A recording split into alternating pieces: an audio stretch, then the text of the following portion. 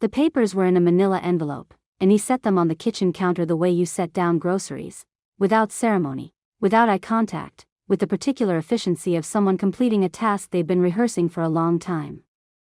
I'm Rachel. I'm 42 years old, and I had been married to Owen for 14 years when I stood in our kitchen in Flagstaff on a cold Tuesday morning in February and watched my husband place a divorce filing beside the coffee maker like it was a utility bill. Lily was upstairs getting ready for school. I could hear her moving around, the particular rhythm of her mornings, the drawer that always stuck, the sound of her backpack zipper. Owen knew the timing. He had always been precise about timing. "I think you should read that before you go to work," he said. His voice was level. Not cold exactly, calibrated. The voice of someone who has moved past the part where emotion is relevant. I looked at the envelope. I didn't touch it. Owen. Rachel. He picked up his travel mug. "I'm not going to make this ugly. I want you to know that." He left before Lily came downstairs. I heard his car back out of the driveway with the same sound it made every morning, the slight crunch of frozen gravel, the engine note fading toward the street. Lily came into the kitchen in her purple jacket and asked why I was standing there without my coat on. I told her I'd forgotten something upstairs. I made her toast. I drove her to school. Then I came home and opened the envelope. The filing was dated January 9th. That was 5 weeks earlier. 5 weeks during which Owen had come home for dinner, helped Lily with her homework, watched television beside me on the couch, and slept in our bed, while a signed divorce petition sat in an attorney's office with a court date already assigned. I set the papers down and stood very still for a moment. The kitchen was quiet. The coffee maker had finished its cycle. Outside, the February sky over Flagstaff was the particular white that comes before snow, flat and total, like a held breath.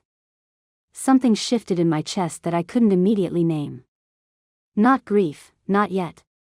Something colder. The specific sensation of understanding that a thing has already been decided without you. I called Owen. He didn't answer. I called again. Voicemail. I sat down at the kitchen table and looked at the papers more carefully. The attorney's name was Douglas Pell, a family law specialist with an office on Milton Road. I knew that name. Owen had mentioned Douglas Pell at a dinner party 8 months ago, in the context of a colleague's divorce. I had thought nothing of it at the time. Looking back now, that was the first moment I should have registered as something more than conversation. He wasn't sharing information. He was researching. I called my closest friend Cassie next. We'd known each other for 11 years, through my pregnancy, through her mother's illness, through the particular texture of two women's lives running parallel in a small mountain city. She picked up on the second ring. Rachel. Her voice had something in it I didn't recognize at first. A tension just beneath the surface, like a word she was deciding whether to say. Owen filed for divorce, I said. This morning. Did you know? A pause. 3 seconds. 4. Can we talk later? She said. I'm in the middle of something. She ended the call.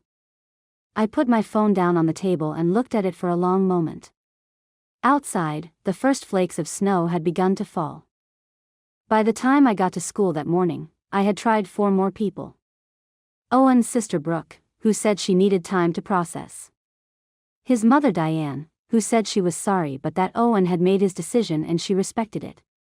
My neighbor Janet, who said she'd heard and was thinking of me, which meant she'd heard, from someone, before this morning. My colleague Paul, who said nothing except that he was sure things would work out. Wednesday arrived, and with it the full shape of what I was dealing with. Every person I had believed was mine had already been spoken to. Every conversation had already happened. I was the last to know in a story I had been living for 14 years. I taught 3 classes on Tuesday. Watercolor fundamentals, an advanced drawing elective, and an introductory art history survey for 9th graders. I don't remember most of it. What I remember is the drive home, the way Flagstaff looks in February when the snow sticks to the ponderosa pines, the particular quality of late afternoon light on San Francisco peaks, orange and cold and indifferent. I had lived here for 16 years. I had always found the landscape steadying. That afternoon it felt like scenery in someone else's life. Our house was a craftsman bungalow on the east side of town that we'd bought 9 years ago, when Lily was an infant and the market was still manageable on a teacher's salary and a consultant's income combined. Owen had handled the financing. He had always handled the financing, the taxes, the investment accounts, the quarterly reviews of what/where it was we were saving toward. I had been grateful for that. Efficient, I thought. A good division of labor. I thought about that on the drive home. I had a joint checking account and a separate savings account in my name. I knew roughly what was in both. What I did not know, what I had never thought to examine, was the full picture of what Owen managed. The retirement accounts. The brokerage account he'd opened 3 years ago for long-term growth. The equity in the house. The numbers I'd seen in outline but never studied in detail because Owen was meticulous and trustworthy, and I was grateful not to spend my evenings on spreadsheets. The divorce filing listed assets I didn't recognize. A vehicle registered in Owen's name alone, a truck I'd never seen. An investment account at a different institution than the one I knew about.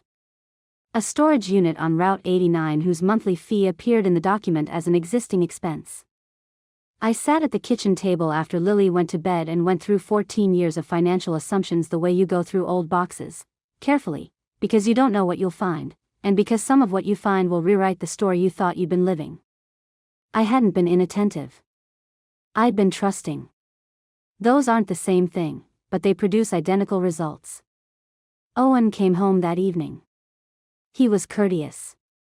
He asked about Lily, heated leftovers, and disappeared into the spare room he'd apparently been preparing for exactly this transition. There was a new lamp in there, a phone charger I hadn't seen before. Small evidence of a life already arranged. I didn't confront him that night. I wasn't ready. I needed to understand the shape of the thing before I could speak to it. What I did instead was call my sister Ellen in Phoenix. Ellen was 50, practical, and had been through her own divorce 6 years earlier. She picked up on the first ring. "I heard," she said, before I'd said anything. "From who?" "A beat. Diane called Mom last week." Diane. Owen's mother. Who had called my mother, my own mother, before I knew anything.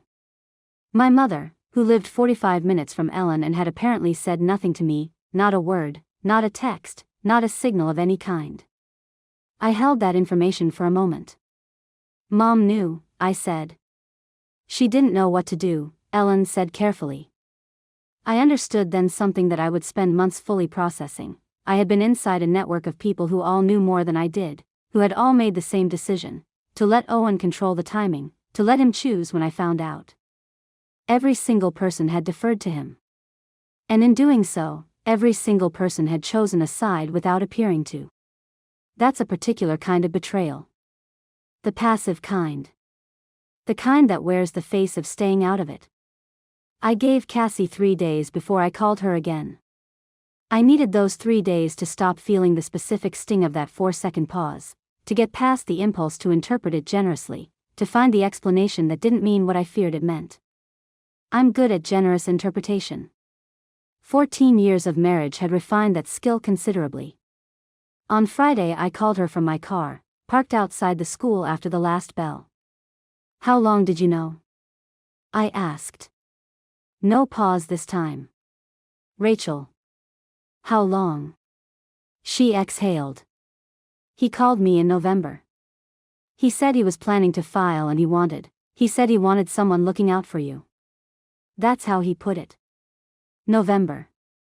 3 months before the papers arrived on my kitchen counter. "He asked you to look out for me," I said. "He said he was worried about how you'd handle it. He asked me to be available." I stared through the windshield at the parking lot. A group of students walked past in heavy coats, laughing about something, entirely unaware of anyone else's existence. "You had 3 months," I said. "You had 3 months to tell me my husband was about to file for divorce, and you spent them being available." I didn't know how. Cassie. My voice was quiet. Steadier than I felt. You chose his version of looking out for me over actually looking out for me. She started to cry. I didn't. I said goodbye and ended the call and sat in the parking lot until the cold came through the windows, because I needed to feel the full weight of it before I went inside to teach the next day. Even now, when I think back to that parking lot, I feel something specific, not anger anymore, but a kind of clarity that arrived in the cold. The understanding that some people love you genuinely and still fail you completely, and that those two things can be simultaneously true. The question I kept turning over was, why Owen? What had he given Cassie, what version of events, what framing, that had made her choose his management of this situation over my right to know it? He was persuasive, I knew that. He was methodical and calm and presented information in a way that made his conclusions feel inevitable. He had been doing that to me for 14 years. I just hadn't seen him do it to everyone else. I started paying attention to the specific way Owen framed things. In the conversations we had about logistics, Lily's schedule, the house, the finances, he was reasonable, patient, and always slightly ahead. He had already spoken to a mediator. He had already researched school calendars. He had already identified a 2-bedroom apartment close to Lily's school, which he presented not as a decision but as a consideration, as if the apartment's existence were a natural feature of the landscape rather than a choice he had made. He was good at making his decisions look like weather. Looking back now, I recognized the pattern from our entire marriage, not as control, exactly, but as management. He had always been 3 steps ahead, and I had always called it competence. I called it competence for 14 years. My colleague Nina noticed the change in me before I said anything. She stopped me in the hallway on a Thursday, looked at me for a moment, and said, "What's happening with you?" Not unkindly. With the directness of someone who pays attention. I told her. All of it, the papers, the timing, the asset list, Cassie, Diane, my mother. Nina didn't say she was sorry. She said, "You need a good attorney. Not someone Owen would recommend. Someone he's never heard of." That was the most useful thing anyone said to me in the first 3 weeks. Nina found Sandra Voss through a colleague whose divorce she'd witnessed 2 years earlier. Sandra had an office downtown, on the 2nd floor of a building that smelled of carpet cleaner and old wood, and she had the particular manner of someone who has sat across from enough people in crisis to know that what they usually need first is to be believed. She read the divorce filing, asked me 15 precise questions, and then asked me one question that changed the direction of everything. "Have you seen your husband's complete financial picture? Not the joint accounts, everything." I told her what I'd found in the filing. The truck. The second brokerage account. The storage unit. She nodded. "We're going to need a forensic accountant." The accountant she recommended was a man named Dale, who worked out of a small office on Beaver Street and communicated primarily through email. Over the following 3 weeks, Dale requested, received, and analyzed financial records that Owen had never mentioned to me. What he found was not dramatic in the way I might have imagined. No offshore accounts, no dramatic transfers, no single moment of obvious fraud. It was quieter than that, and in some ways worse. Over 4 years, Owen had systematically shifted assets. Small amounts, moved regularly, to the separate brokerage account. Contributions to a retirement account listed only in his name, structured to minimize visibility in joint filings. The truck, purchased 18 months ago, registered at his parents' address. The storage unit, which contained, as Dale eventually confirmed through a property inventory ordered by Sandra, furniture, electronics, and personal items that had been quietly removed from our home over a period of months. He had been leaving for a long time. He had just been doing it one object at a time. I sat with Dale's report for an evening before I could read it fully. Not because it was technically complex, I understood the numbers well enough, but because of what it meant about the timeline. The first asset transfer had occurred 4 years ago. Lily had been 5. We had been on a family vacation in Sedona that summer, the 3 of us, and I have photographs from that trip on my phone that I still look at sometimes. Red rocks. Lily in a sun hat. Owen, smiling.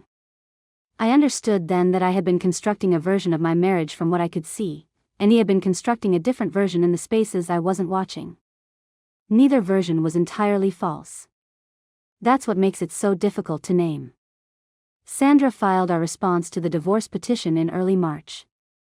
She attached Dale's report as supporting documentation and formally requested full financial disclosure. Douglas Pell, Owen's attorney, requested a 30-day extension to respond. That means they didn't expect us to find it, Sandra said. I asked her what that meant practically. It means the negotiation just changed, she said. Owen called me that evening. For the first time since February, his voice had lost its calibration. There was something underneath it, not quite anger, but the sound of a man whose timeline has been disrupted. You didn't have to do it this way, he said. You filed in January, I said. You chose the way. He was quiet for a moment. I was trying to protect Lily from conflict, he said. That was the moment I finally understood the full scope of it. Not the money was a problem with a legal solution. What I understood in that moment was the story he had been telling himself, that all of it, the secrecy, the preparation, the managed network of silent people, had been for Lily. For protection. The story that made him the careful one, the responsible one, the one who had handled things. He had rewritten himself as the reasonable party in a story I hadn't been allowed to participate in. Don't, I said. Just that. I hung up. The mediation session was scheduled for a Wednesday in April. I had spent 2 months preparing for it in the particular way I'd learned to prepare for things, not by rehearsing arguments, but by understanding the full picture before walking into the room. Sandra had advised me not to negotiate from surprise. Don't let him set the terms of what you already know. Owen arrived with Douglas Pell and sat across the table with the same composed expression he'd worn on the Tuesday morning in February. His mother had sent me a card the week before, a sympathy card, which struck me as a specific kind of communication, saying she hoped we could remain civil for Lily's sake. Civil, as if civility were the relevant standard for what had happened. The mediator was a woman named Constance who wore reading glasses on a chain and spoke in the measured tones of someone professionally committed to the fiction that all parties in a room are equally reasonable. Owen's opening position was what Sandra had predicted, an equal split of known assets, a proposed custody arrangement that gave him alternating weeks with Lily, and a request that each party be responsible for their own legal fees. Sandra placed Dale's report on the table. The room changed. Douglas Pell asked for a recess. Owen looked at the report and then looked at me, not with guilt exactly, but with something I hadn't seen on his face before. A recalculation. The expression of someone revising a plan in real time. You went through my accounts, he said. His voice was low, directed at me past the attorneys. I went through our assets, I said. The ones that belonged to both of us. Rachel. Owen. I kept my voice level. I'm not angry. I want you to know that. I'm just not going to negotiate from a position that pretends the last 4 years didn't happen. He looked away. What followed was 3 hours of negotiation that I will condense here because the specifics matter less than the outcome. The truck and its value were included in the marital estate. The brokerage account was split. The retirement differential was adjusted. The storage unit contents were inventoried and fairly divided. Custody was the part that mattered most. Lily would remain primarily with me, her school, her room, her routine, with Owen having her every other weekend and one weeknight. His choice of apartment close to her school turned out to be genuinely useful, whatever its original purpose. I signed the final agreement on a Thursday in late May. It was not a victory in any satisfying sense. It was a resolution, the closing of an account that had been running in the background for 14 years, finally balanced. On the drive home I stopped at a overlook on Route 180 where you can see the peaks clearly on good days. The sky was the deep blue of late Arizona spring, and the snow had retreated to the highest elevations. I sat there for 20 minutes and thought about nothing in particular. Then I drove home to make dinner for my daughter. Summer arrived the way it does in Flagstaff, suddenly, the temperature dropping at night while the days opened wide and dry and full of light. Lily adjusted. Children adjust in ways that surprise you, not easily, but with a pragmatic flexibility that adults lose somewhere along the way. She asked me once, about 3 months after the mediation, whether I was sad. I told her I had been sad, and that I was less sad now, and that both of those things were true at the same time. She seemed to find that satisfactory. I repainted the living room in July. Not because the old color was wrong, but because I wanted one room in the house to look like a choice I had made alone. I chose a deep sage green that Nina said looked like a forest in low light, and I painted it on a Saturday while Lily was at Owen's, playing music I hadn't listened to in years. Cassie called in August. We talked for 40 minutes, carefully, both of us, and arrived at something that wasn't quite the friendship we'd had but wasn't nothing either. She said she was sorry in a way that felt like she'd been carrying it. I believed her. I also understood that trust, once restructured, doesn't return to its original form. You build something new from the same material, and it holds differently. I stopped waiting for Diane to call. She didn't. That was its own information. What changed most visibly was the part of my life I'd been managing around Owen's schedule, Owen's preferences, Owen's version of what our life looked like. I joined a painting group that met on Tuesday evenings. The irony of Tuesday was not lost on me, and spent 3 hours a week making work that had no purpose except to exist.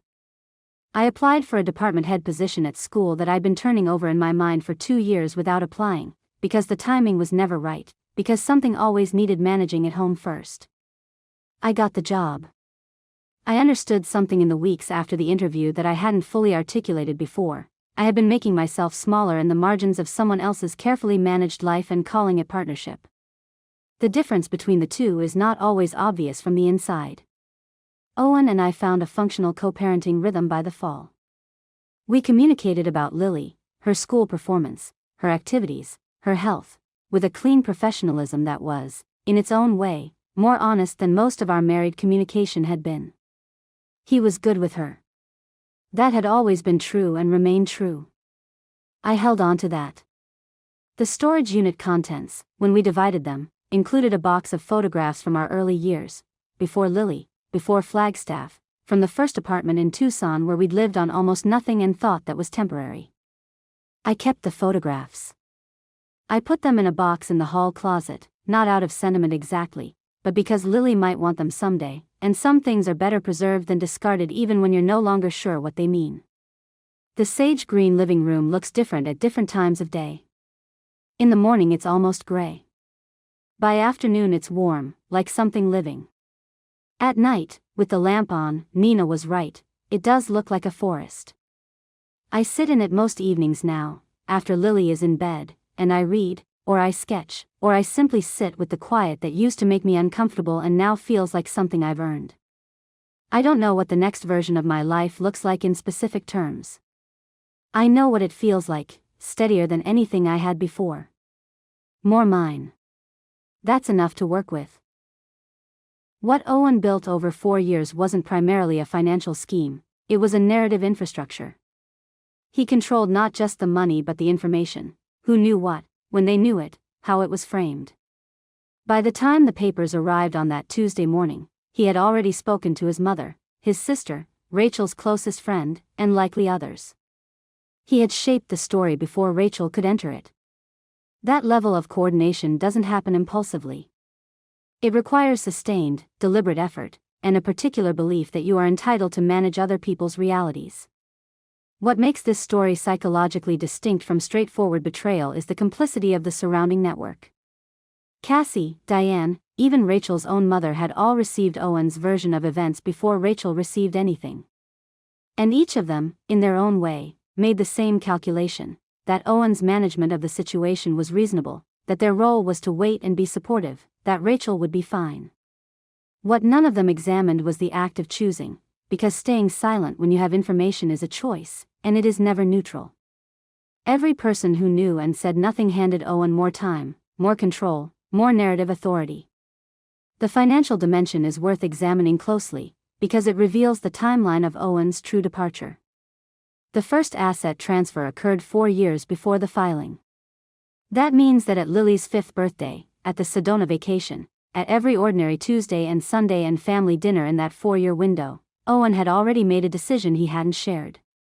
He had been living inside two simultaneous realities, the visible marriage and the one he was quietly dismantling, and the psychological cost of that kind of sustained double life is rarely acknowledged. It requires a degree of compartmentalization that most people couldn't sustain, and it leaves the other person not just betrayed but retrospectively confused about which moments were real. Rachel's recovery wasn't dramatic, and that's what makes it meaningful. She didn't transform through confrontation or revenge. She transformed through attention, to the financial records, to Dale's report, to the specific patterns in how Owen framed everything as whether rather than choice.